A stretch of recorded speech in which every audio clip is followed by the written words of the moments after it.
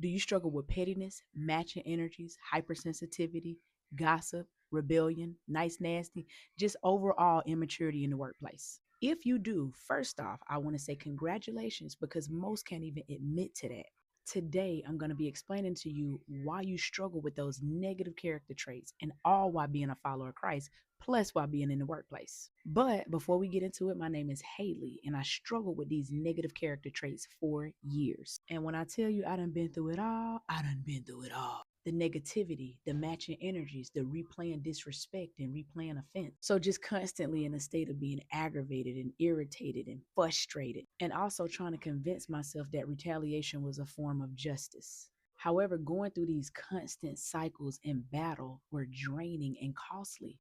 It cost me my work reputation. It cost me my mental health. It cost me my peace. And eventually, I began to lose passion for a job that I once had so much excitement for. And eventually, it led to corrective action and discipline. Now, by the grace of God and through Him alone, I got delivered from that. That ain't to say that I don't still get tested and I don't still get tempted. But now I don't stay in a mindset of always being offended and being in warfare and all these things that a toxic work environment can come with. Through true dependence on God, God began to grow me and I began to grow in spiritual maturity. So essentially, God delivered me from Satan's toxic playground in the workplace. Let's get back into why do we struggle with these things as followers of Christ in the workplace. So we're going to take it back to First Corinthians chapter 3. Paul is talking about the back and forth and how the sinful nature is controlling their actions amongst their brothers and their sisters. So Paul recognizes that even though they are followers of Christ, they are still spiritually immature. He also compared them to babies who are not yet able to eat table food. They still sipping on the milk. So essentially, Paul is reading.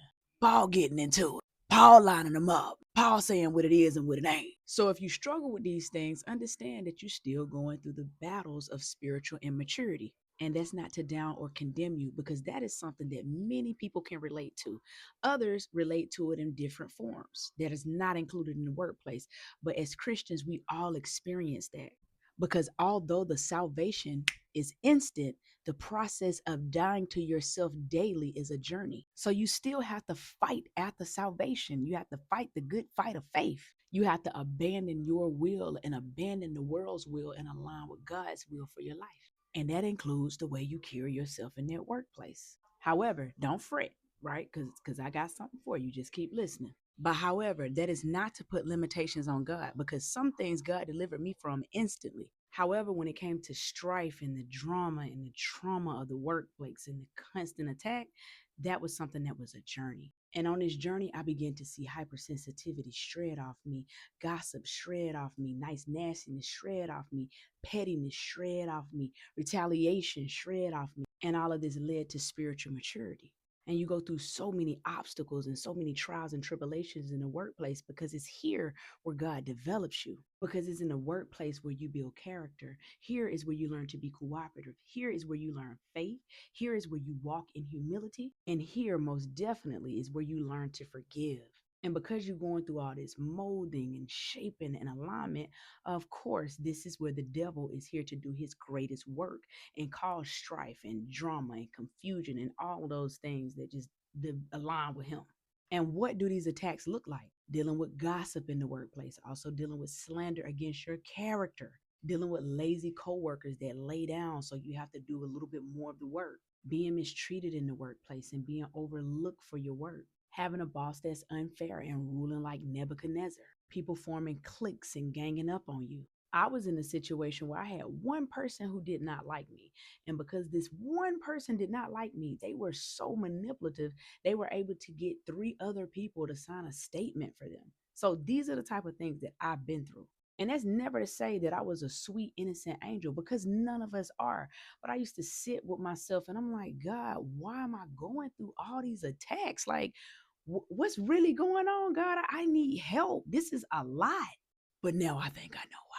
So I'm going to help you bring God into your workspaces so you can properly navigate toxic work environment. And I'm going to do this by number one, standing on biblical principle and also opening up about my personal work stories because I have a lot of them.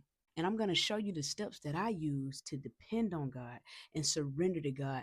And it eventually led to a transformation that led to spiritual maturity. which is what a lot of us are battling with.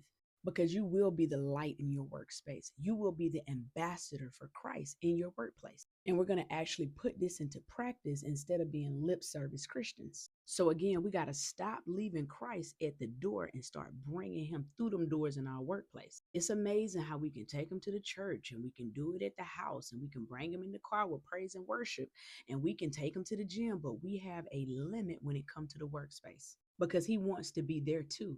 And he also sees you there too. And you never know, followers of Christ, you never know who you're ministering to by the way you conduct yourselves in your workspaces, by the way you handle conflict, by the way you avoid strife, by the way you fight to seek peace. You have an assignment to complete. Subscribe to this channel, like this video, and share this video.